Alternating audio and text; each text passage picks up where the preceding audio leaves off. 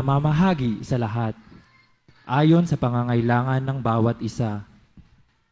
Araw-araw, sila'y nagkakatipon sa templo, naghahati-hati ng tinapay sa kanilang tahanan, at nagsasalo-salong masaya ang kalooban.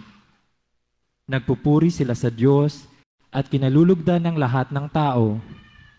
Bawat araw ay dinaragdag sa kanila ng Panginoon ang mga inililigtas. Ang salita ng Diyos. Salamat sa Diyos. Ang Panginoon ang aking pastol, hindi ako magkukulang. Ako ay kanyang pinagpapahinga sa mainam niyang pastulan. Ang Panginoon ang aking pastol, hindi ako magkukulang. Ako ay kanyang pinagpapahinga sa mainam niyang pastulan. Inakay ako sa tahimik na batis, at dulot niya'y bagong lakas. Tapat sa pangakong ako'y sasamahan niya sa tuwid na landas. Ang Panginoon ang aking pastol, hindi ako magkukulang. Ako ay kanyang pinagpapahinga sa mainam niyang pastulan. Daan may puno ng dilim o ligalig, hindi ako mangangamba. Tungkod mo't pamalo ang siyang gagabay sakin at sasanggalang tuwina. Ang Panginoon ang aking pastol, hindi ako magkukulang. Ako ay kanyang pinagpapahinga sa mainam niyang pastulan.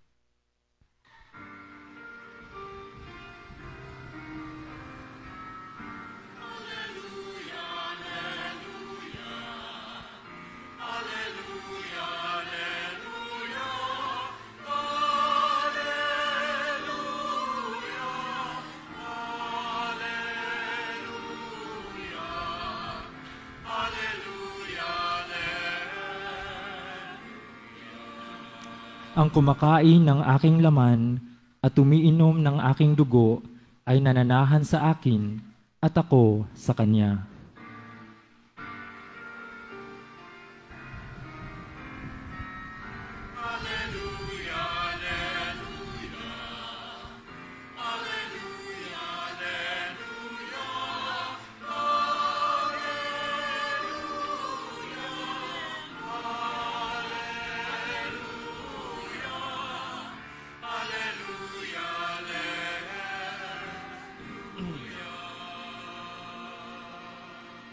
Sumainyo ang Panginoon At sumainyo rin. ang mabuting balita ayon kay San Juan. Papuri sa iyo, Panginoon.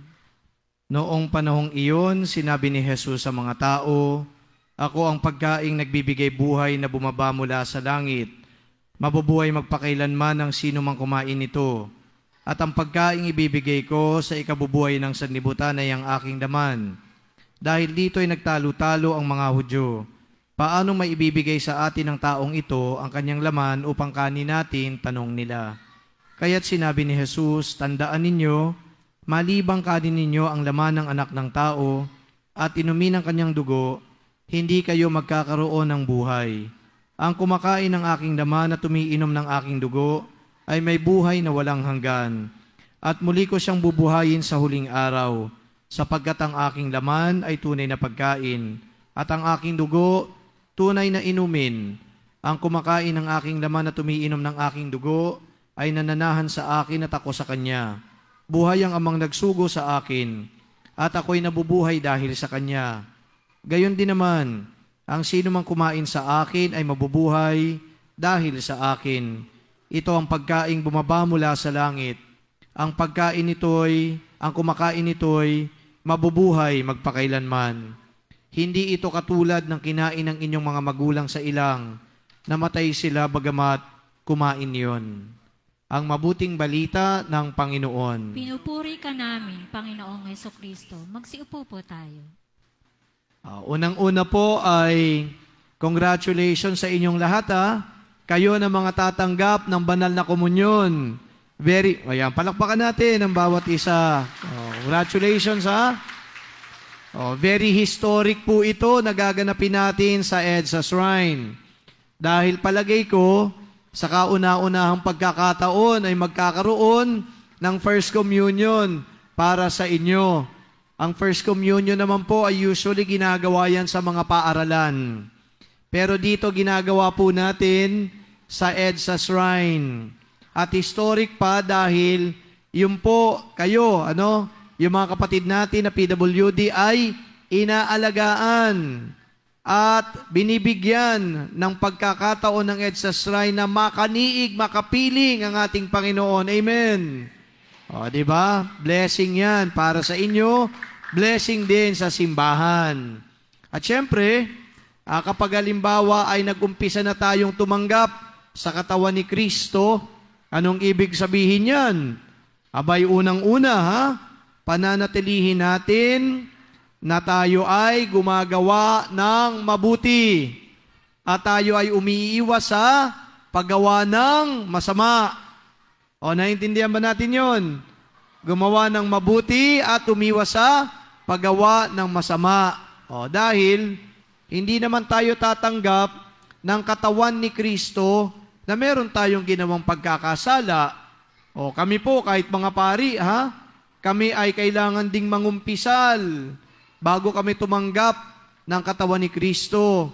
Bago po kami magmisa at alam namin na kami ay may ginawang pagkakasala, kailangan naming mangumpisal muna para kapag kami ay nagdaos ng misa, kung saan tatanggapin din namin si Yesu Kristo, kami ay kahit papaano maging karapat-dapat, ganun din kayo. O, pangalawa, natatandaan dito, may mga pagkakataon na yung mga bata, o kayo na magpa-first communion, kayo pa yung masigasig, tumanggap sa katawan ni Kristo. Kayo yung masigasig.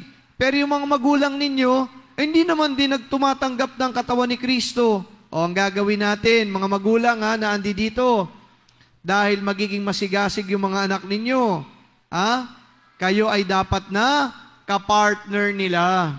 O, paano kayo magiging partner nila? Abay, dapat nagsisimba din kayo. Di naman din sila magsisimba ng sila lang, di ba? Dapat kasama kayo. Kaya kung halimbawa kayo ay pipilitin ng mga anak niyo na magsimba, abay, pumayag kayo. Dapat nga kayo pang pipilit sa mga anak ninyo, pero baka baliktad yata. Yung mga anak pa ang mamimilit sa magulang. Kaya dapat sasama kayo sa kanila. Dapat papartneran ninyo sila. Kung sila ay mangungumpisal, ganun din kayo dapat. Kung sila ay magkukumunyo, ganun din dapat kayo. So, partner kayo dito, mga magulang. Naintindihan ba ng mga magulang? O, pangatlo at panghuli, patungkol dito sa First Communion. Alam ninyo ang simbahan, o sa simbahan, meron tayong tinatawag na Sacraments of Initiation. Ang una ay binyag. Lahat kayo dito na binyagan na. Tama ba? Pagkatapos po ng binyag, ang gagawin naman ay kumpil. Nakumpila na ba kayo? Hindi pa, yung iba. Susunod na yung kumpil kapag kayo ay 12 years old na, kaya 13 years old na, kukumpilan kayo. Pero ang kasunod niyan, sa tatlong sakramento na initiation, kumpil, Eucharist, eto na. Ano yung Eucharist? Ito ang pagsisimba at pagtatanggap ng banal na komunyon. Ibig sabihin, doon sa tatlong sacraments of initiation, isa na lang ang kulang sa inyo. Ano yon? Yung kumpil, at darating yan. I-organisa po natin ulit para kayo ay makatanggap ng sakramento ng kumpil. Okay. So, naintindihan ba natin yung mga bagay na ito? So, ngayon po, tayo ay magdiwang at magpasalamat sa Panginoon sa biyayang ito na Kanyang kaloob sa ating lahat. At pasalamatan din natin, siyempre, yung mga nag-organisa nito, o yung mag-asawa po na si Sheila at si Marlon De Villa, at iba pang miyembro ng Social Services and Development Ministry. Mabuhay po kayo.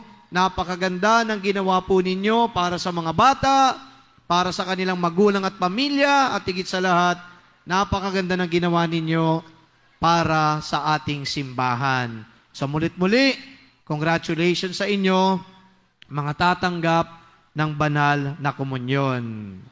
Tumayo tayong lahat. Sariwain natin ngayon ang mga pangako sa pagbibinyag. Pwede ba nating sindihan yung mga kandila? Sisindihan na po ang ating mga kandila.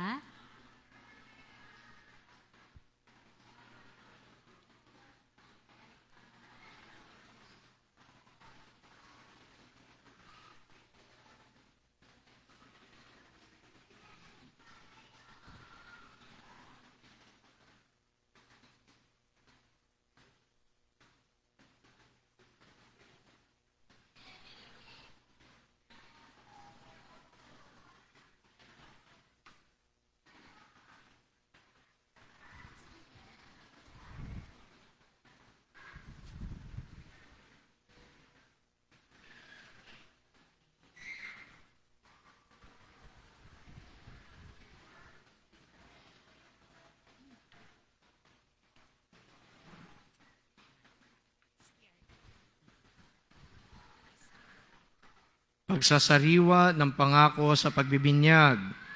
Nangangako ba kayo na tatalikdan ng kasalanan at lahat ng gawaing masasama? Opo, nangangako ako.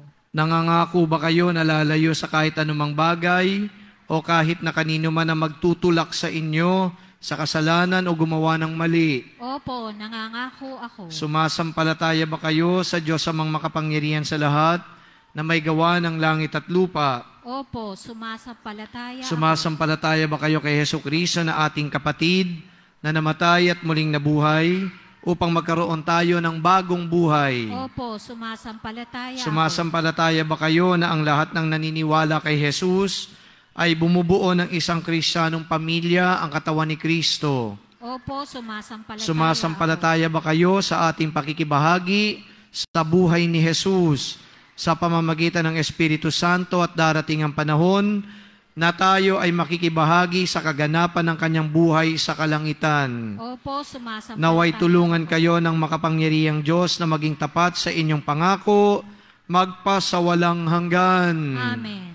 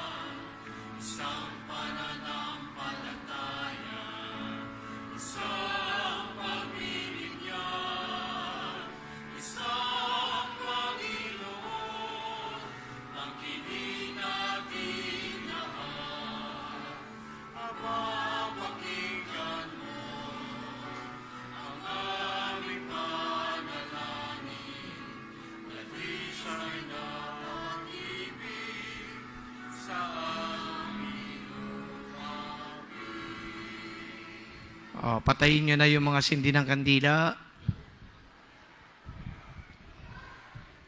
Si Jesus na ating kuya ay kapatid,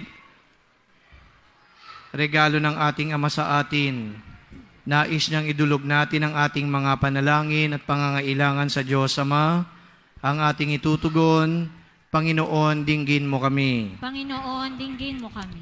Upang ang ating Santo Papa at iba pang lingkod ng sambayanan ay manatiling magkaroon ng malinis at mapagkumbabang puso. Manalangin tayo sa Panginoon. Panginoon, dinggin mo kami. Upang ang aming mga magulang, kapatid, guro at kaibigan ay magkaroon ng malalim na ugnayan sa isa't isa at makapagbigay ng mabuting halimbawa sa lahat. Manalangin tayo sa Panginoon. Panginoon, dinggin mo kami. Upang ang lahat ng mga bata, nagugutom at may sakit, ay makahanap ng kanlungan at magkaroon ng pag-asa sa pagtahak ng landas na itinuro ni Jesus. Manalangin tayo sa Panginoon. Panginoon, dinggin mo kami. Ama naming mahal, batid naming hindi mo kami pinababayaan. Naway ipagkaloob mo ang aming mga kahilingan at tulungan kami maging tapat sa iyong kalooban. Hinihiling namin ito sa pamamagitan ni Jesucristo ang aming Panginoon. Amen. Magsiupo po tayo.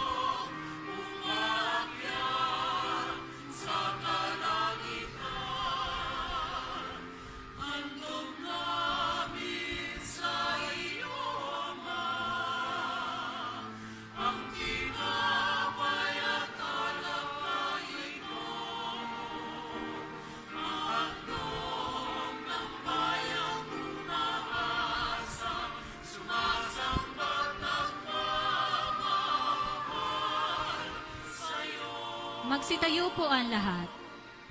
Manalangin kayo mga kapatid upang itong ating paghahain ay kalugdan ng Diyos sa mga makapangyarihan.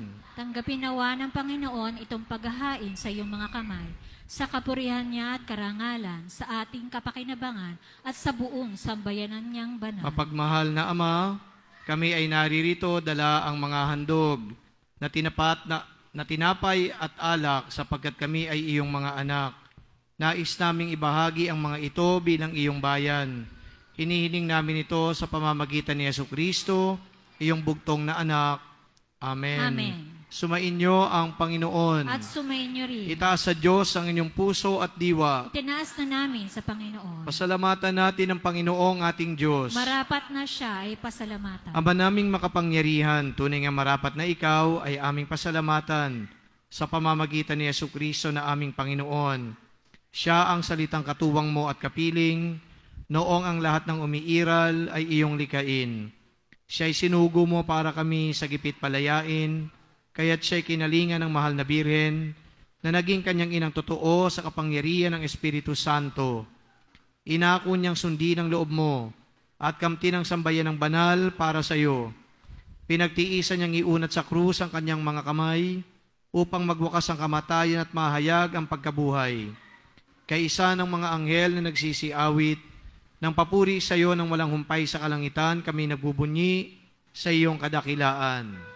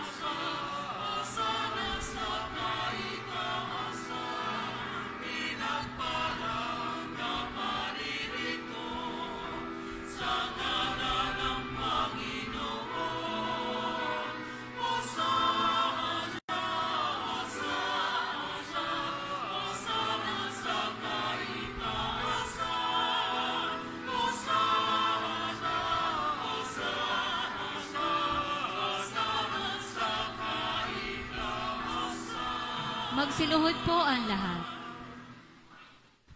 Ama naming banal, ikaw ang bukal ng tanang kabanalan, kaya't sa pamamagitan ng iyong Espiritu gawin mong banal ang mga kaloob na ito, upang para sa amin maging katawan at dugo ng aming Panginoong Hesukristo. Bago niya pinagtiis ang loob na maging handog, hinawakan niya ang tinapay, pinasalamatan kanya, pinagati-hati niya iyon, iniabot sa kanyang mga alagad at sinabi, tanggapin ninyong lahat ito at kanin, ito ang aking katawan na ihahandog para sa inyo.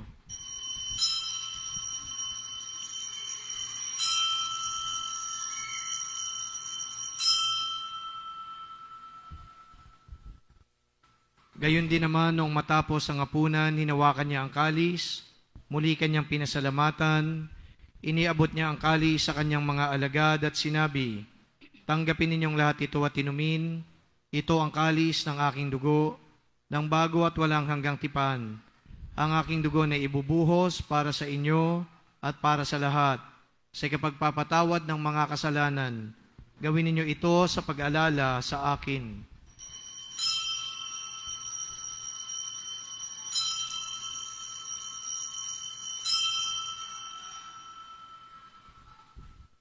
Magsitayo po ang lahat. Ang misteryo ng pananampalataya.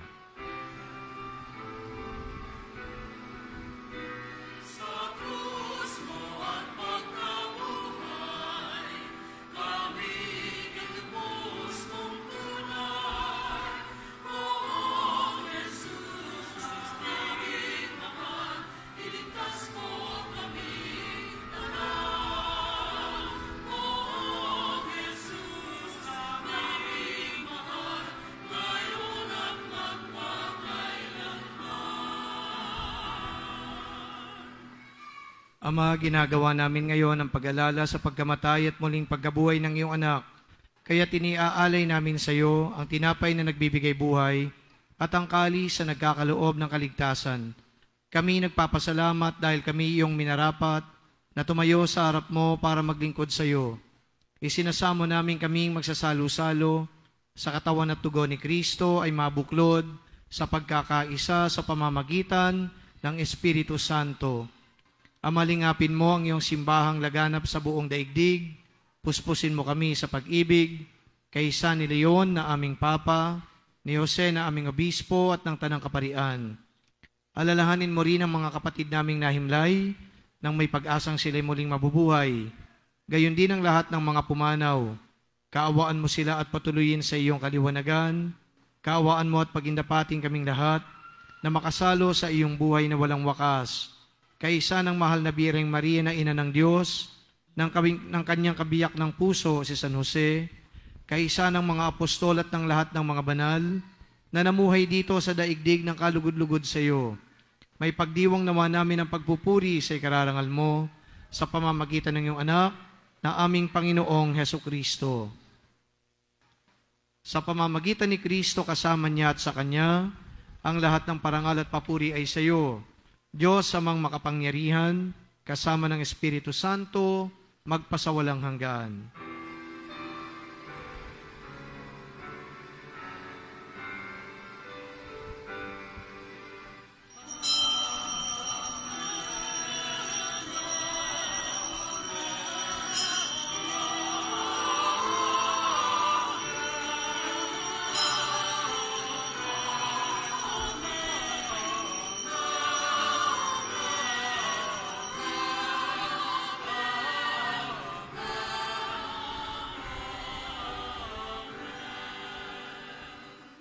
Tumawag tayo sa ating Ama sa pamamagitan ng panalangin itinuro ng ating Panginoong Hesukristo.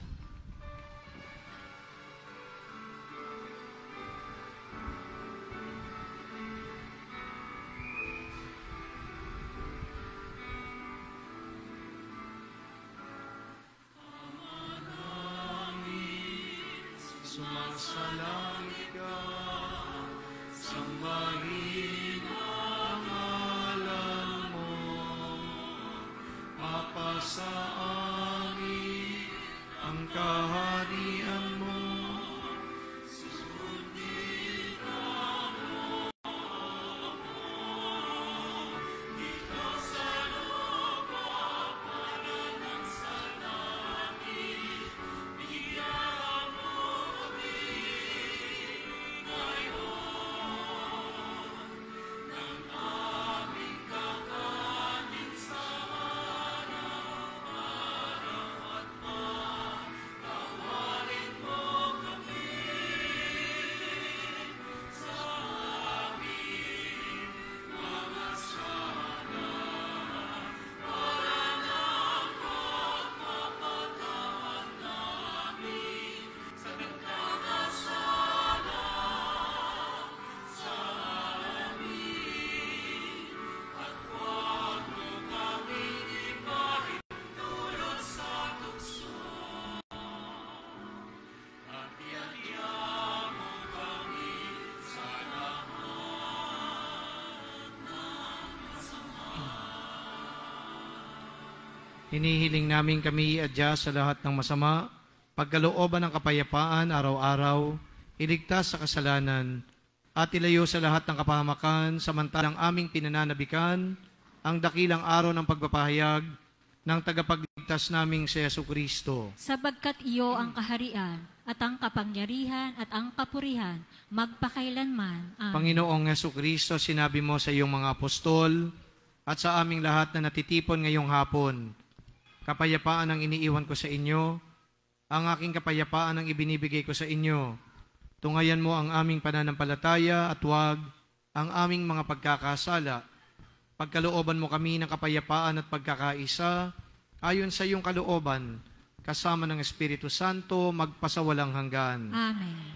Ang kapayapaan ng Panginoon ay laging sumainyo. At sumainyo rin. Magbigayan tayo ng kapayapaan sa isa't isa. Peace be with you all. Peace be with you.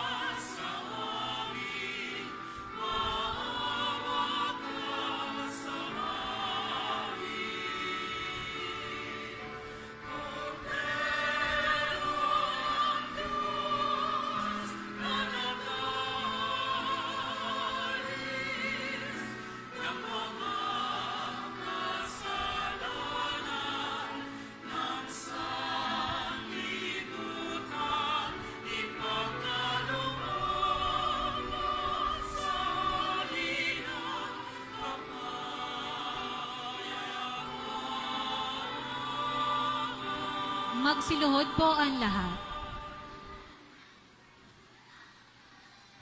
Narito si Yesu Kristo, ang kordero ng Diyos, sa nag-aalis ng mga kasalanan ng sanlibutan.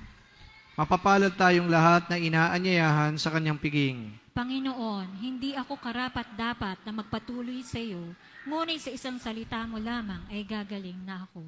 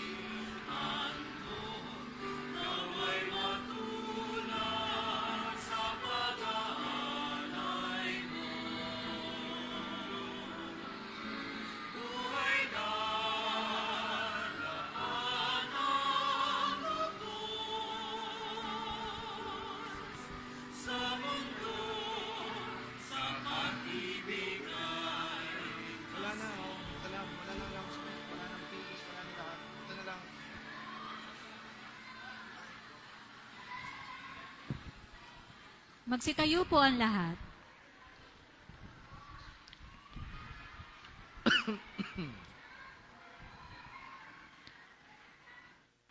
Manalangin tayo. Ama namin, kami ay piniligaya mo sa maraming paraan ng iyong pagdating sa aming buhay. Salamat po sa pagbibigay mo sa Panginoong Hesus sa anyo ng tinapay. Naway tulungan mo kaming dumago sa pag-ibig tuwing tatanggapin namin siya sa komunyon. Hinihiling namin ito sa pamamagitan ni Jesucristo, kasama ng Espiritu Santo, magpasawalang hanggan. Magsiluhod po ang lahat para sa panalangin ng pasasalamat. O Jesus, Panginoon namin at Diyos, pinasasalamatan ka namin sa pagtanggap namin sa iyo sa banal na komunyon. Ikaw ang tinapay na nagbibigay buhay. Ikaw na aming tagapagligtas ay narito sa aming kaluluwa. Ikaw ngayon ay kaisa na namin. Pinasasalamatan ka namin ng buong puso. Sinasamba at pinupuri ka namin, O Jesus. Buong pag-ibig na tinatanggap ka namin sa aming buhay. O kabanal-banalang sakramento, O makalangit na sakramento, lahat ng pagpupuri at pasasalamat ay sa iyo sa lahat ng panahon. Amen. Amen. Magsitayo na po ang lahat. Pagkatapos po ng pagbabasbas, wag na po kayong aalis dyan sa mga kinatatayuan po ninyo, ha? Kami po ay bababa para kuhanan po tayo ng picture, okay? Bilang remembrance po ng inyong First Communion. Kanina po habang tumatanggap kayo ng banal na komunyon, nakuha na naman din kayo ng mga picture. Diba? Kaya sapat na ho yun. Isang group picture na lang, wala nang gagalaw, dyan na lang ho tayo. Okay? Sumainyo ang Panginoon. At sumainyo rin. Pagpalain kayong lahat ng makapangyarihang Diyos, Ama, Anak at Espiritu Santo. Amen. Tapos na ang ating pagdiriwang. Humayo kayong taglay ang kapayapaan ni Kristo. Salamat sa Diyos.